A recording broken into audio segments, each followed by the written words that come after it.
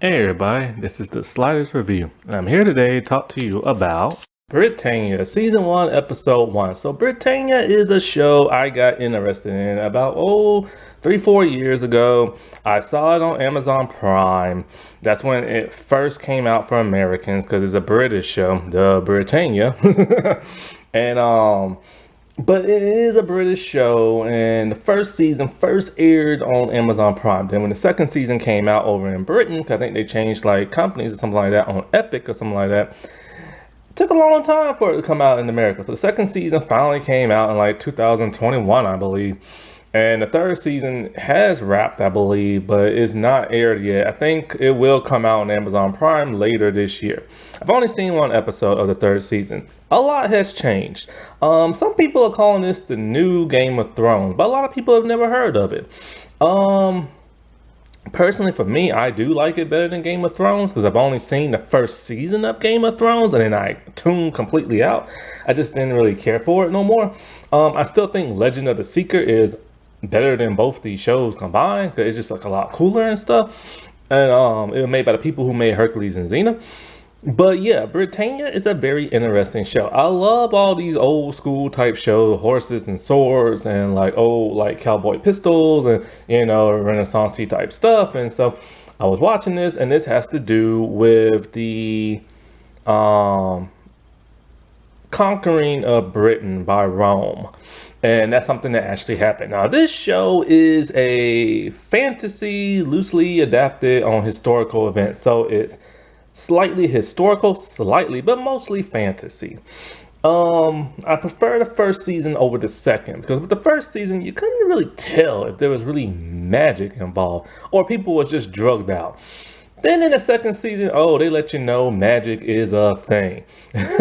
And in the third season, they really let you know magic is a thing. And that kind of is taken away from me because I'm not really all that interested no more because I was more interested in this solid, grounded version that they created. Now, I gotta say, what they are creating on this show is amazing. The visuals are breathtaking. The land in which they film is gorgeous. I haven't researched too much into it to know where exactly they're filming, but when I do the rundown review, I will let y'all know.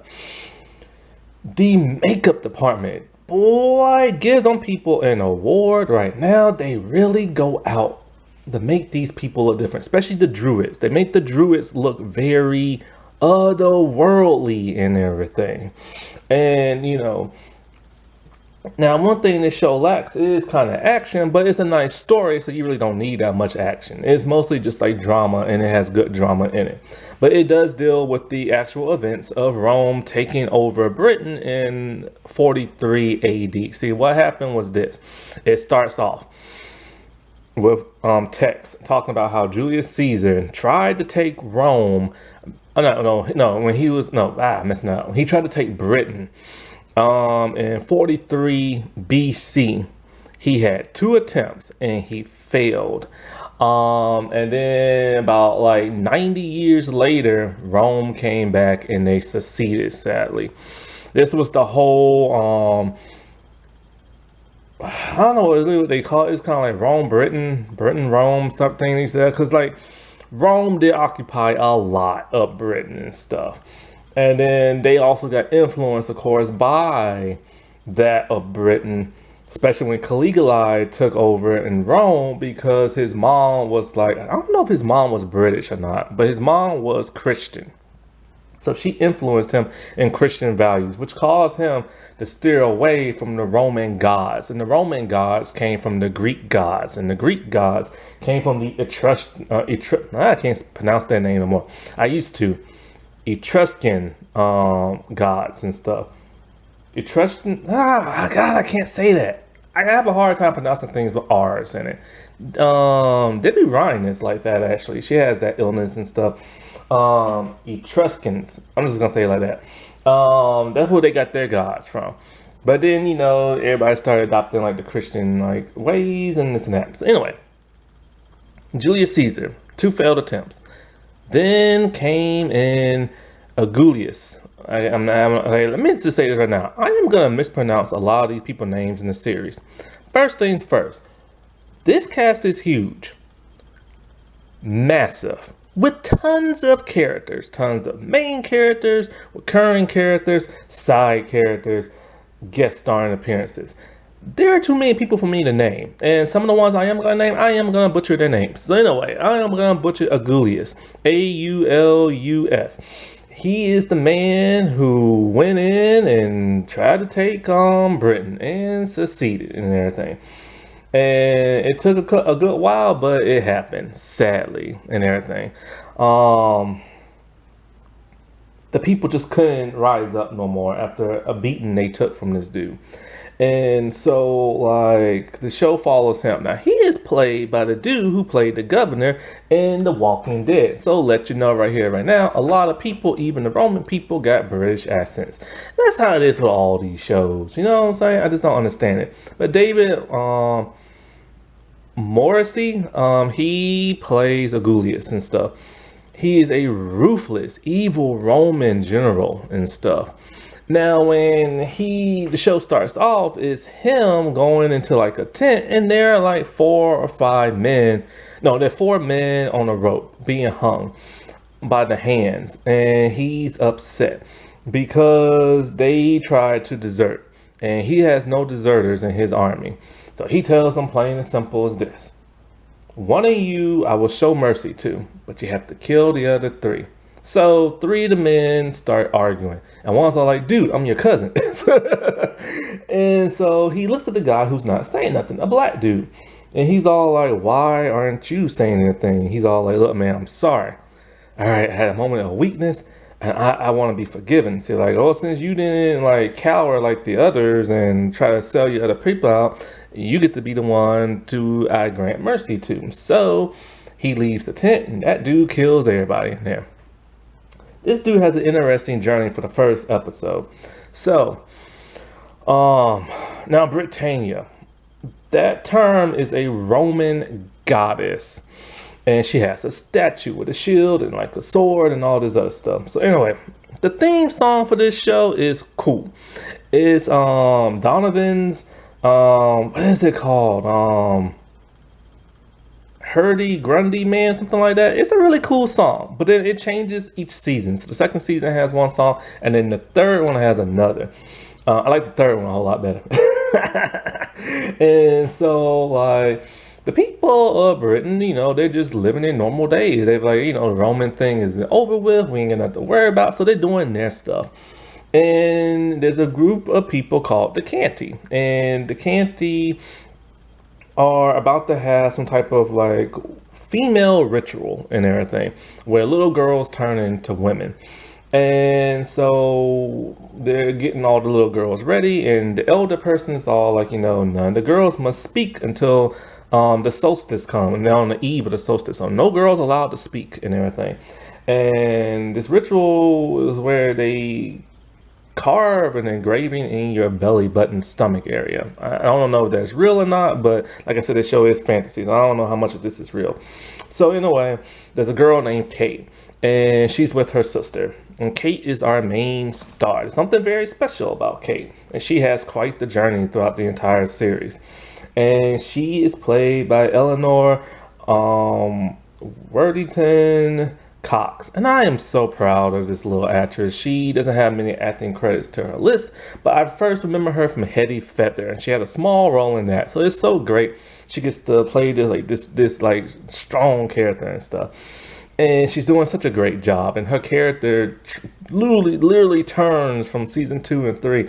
You will see the growth and progression. Sometimes it's kind of weird because the second season when they did the whole magic thing, it's just like, what the world are y'all doing? So anyway. So they're getting ready for that, and she is, she talks to her sister by mistake. She's like, oh no, I spoke, and and stuff like that. And the sister's all like, don't worry about tradition and everything. And she's all, and her sister giving her like advice about what it's like to become a woman and everything. Now there's a druid man. I'm not really sure how to pronounce his name. It sounds like Didis, something like that. He is this weird, whacked out man who's an outcast. He has dirty, grimy yellow teeth, and he's having a weird hallucination. He goes to the rest of the druids. The druids are very interesting. These magical like people type stuff, but you have a hard time telling if they're like magic or not, or they're just using drugs. I remember the Julius Caesar Druid storyline from Hercules' Legendary Journeys, and there I can remember people's names and stuff, but here I can't remember nobody. See, the problem is that the cast is so huge that they don't always say everybody's name all the time, so you kind of forget who people are. And so there are times some people kind of look a little alike sometimes. But the Druid people here have a very unique look. They look like moss or tree or plant people. And they're very weird and mysterious with this green slime over their face and stuff like that to blend in with the trees and stuff. And so he wants to talk to this one Druid, the head. His name is Vernon.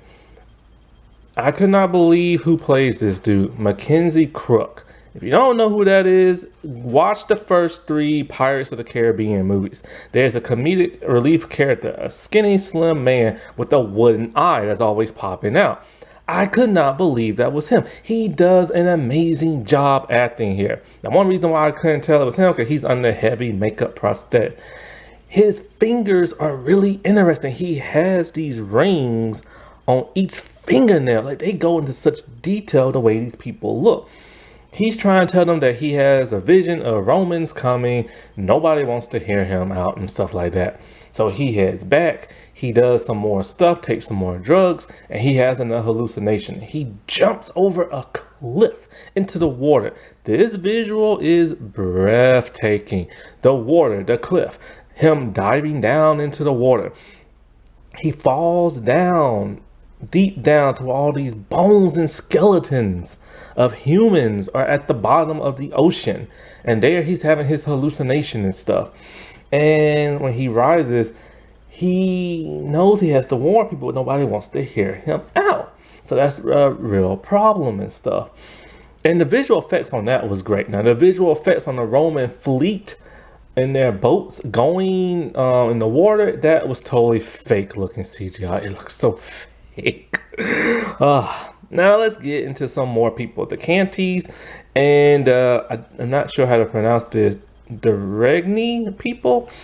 So the Canty and the Rigny people, they are in conflict. They've always like hate each other, but they're gonna put aside their differences and force their prince and princess to marry now. And so with their 2 sides marrying, there will now be peace. And we see the rulers. There's the king of the Canty people. His name is Roland or something like that. And then there's a woman who's the queen of the Rigny people. I can't even begin to say her name. Antonina or something like that. Now she is played by Zoe Wana. I can't read my writing here. Wanamaker or something like that. She's a lady who played the Quidditch coach and she was the Quidditch referee, and she was the broomstick instructor lady in the first 2 Harry Potter movies before she disappeared. And so as everybody's about to get married, we see a woman in the trees and bushes with a bow and arrow. And she has long, wavy red hair. And she's just watching. And as all this is going on, we see the king talking to his son, who is the prince. And we see his other son go up there. His other son about to get married. Then all of a sudden, it happens. A betrayal. The Rigny people, queen's all like, I will never allow you people to marry into our group and everything. And I hate every single last one of you. So they fight each other. There's blood going everywhere. The woman who with bow and arrow, she starts shooting the Rigny people because her father, the king, that's her father, was about to be attacked. So they kidnap the princess girl and take her back with them. And they order like one of his guard men to go grab like somebody else, but he fails. So when they get back to like the palace and everything, the king is pissed. He blames his son for this whole arrangement thing. And he's pissed at his daughter because she was not supposed to be there. He doesn't want her. Her name is Kira. And he doesn't want her leaving the grounds for some bizarre reason. I guess because he's a king, he'd be like, oh, you're a woman, stay in a woman's place, something like that kind of thing. So he gets pissed and chokes her and is all like, mind your place and all this other crap. Like, he is ruthless and stuff. And so then we see the prince talk to a woman, a very scandalous looking woman. And he's all like, the plan failed. He apparently set this up so that the Brittany people were like attack and stuff. So like, what did he exactly set up? Well, it turns out that the man who's supposed to get the princess but failed, he was captured by the Brittany people. They were going to kill him, but he later escaped. And he hid as he saw the Roman soldiers make landfall and stuff and marching through like the land. So he gets back to the Canty people and he tells them what he saw. They don't want to believe it because over 90 years has passed and they all came together to fight the Romans and stuff like that. But now they're back. Turns out he is the husband of that woman, the scandalous woman who was talking to the prince, and that who was supposed to die doing all this like crap, but he didn't end up dying. Scandalous, you know what I'm saying? So now back with the Canty people. By the way, the pilot is 2 like episodes combined in one, so it's 2 hours. There's a total of 8 episodes the first season, but it's really like 9 with the second 2 parts. Anyway, the Canty people, they're doing their ritual, they're dancing, they're having a great time, you know what I'm saying? And now it's time for the girls to become women and have their belly buttons and stomach engraved with a knife. Kate doesn't want to do this. She is scared and everything. And as it's her time to do it, she sees a bunch of men in the woods, but she's not sure what it is. So everybody looks, it's Roman soldiers. The invasion has now begun and the bloodbath ensures. So now people are dying left and right. People are scattered, they're running, they are scared. She gets separated from her sister and her father. And so when she's running, she's later found by her sister. Her sister is a warrior. She is killing guards left and right with a sword. This is a warrior woman. But sadly, she falls by the hands of that black soldier who was in the beginning of the episode. Kate sees this, is upset, and then Divis, he grabs Kate and takes her away to bring her to safety and everything. After the bloodbath, the Roman general Augulus, I don't know how to say that man's name. He tells the black soldier dude, whose name I don't know, that's why I'm calling him black soldier. He tells him, have you taken a dump yet? He's like, no. He's all like, you ain't conquering nobody's land till you took a dump in it and let you know it's yours. Because he already put the flag of Rome, talking about, this is the flag of Rome, where I am Rome, and where I walk is all of Rome. He plans on taking it over. And so he says, in order to conquer a country, you don't conquer its people, you conquer their gods. Because, you know, back then they was really into like mythology type stuff. And so as the dude's taking a poop, he gets captured by the druids. They tie him down, they cut him up a little bit, and then the head dude, Vernon, he talks to this man. He's all like, why do you fight for the Romans? Because clearly he's not Roman because he's black. He's like, what country you come from? He's all like, why do you fight for the Romans? He's all like, they took me and they forced me to fight in their army, blah, blah, blah. And he's like, oh, so you turn your back on your people and everything. He's like, what God do you worship and everything? He's all like, I worship Mars. They're like, oh, no, that is a Roman God and everything. The Roman God of war. And I knew that from Xena. Because Mars actually showed up in an episode and fought Ares. Anyway, and he's all like, what is your God's name? And he says something. I can't remember the name of it is. And he's all like, oh, am I supposed to fear this God? Do you think he's better than me? And then he hops on him and he just starts like just talking to him in a weird kind of way. Like something's going on. So anyway, back with Kate and Divis. So she awakens and she's scared, don't know who Divis is. He's acting crazy weird, and he tells her like who he is, how he's the outcast, and you know, and she thinks he's nuts and everything because he is. And so like they get like attacked by like some people, random people, and then all of a sudden he's all like, look man, take the girl, leave me alone, I'm done. I don't care, take the food, take the girl, I'm leaving. And they're like, all right, fine. But then he turns and looks at him, because then she starts to like, hey, what about me and everything.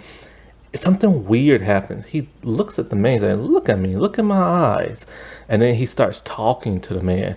And then he puts this man on some type of hypnotic spell. And it works to where they leave him alone.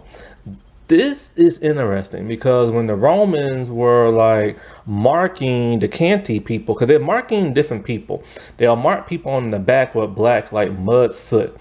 Because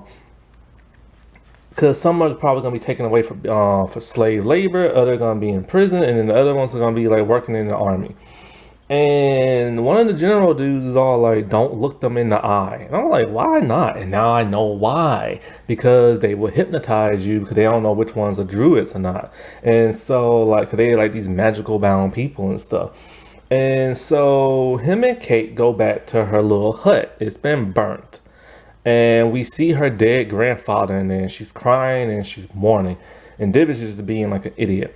Well, Kate does what we will know her to do best in the season 2. When she gets angry at people, no matter how skinny and scrawny she is, she will have a violent outburst and cuss you out and shout at you.